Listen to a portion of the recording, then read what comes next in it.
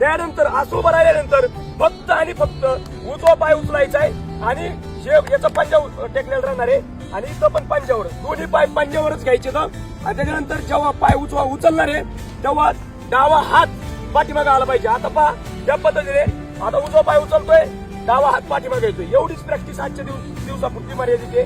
हे पहा एवढंच करायचंय. हे पहा एवढीच प्रॅक्टिस करायची. डावा हात आणि उजवा पाय दोन्ही पाठीमागे आलं पाहिजे आणि पाहण्याची जी दिशा आहे ती समोर पाहिजे. अशी करायची नाही किंवा बरेचसे मुलं अशी करतील, हे करायचं नाही. समोर पाहायचंय आणि पाय उचलून फक्त पाठीमागे मांडायचा, हात पण तसंच घ्यायचा. हे पहा परत एकदा व्यवस्थित पहा.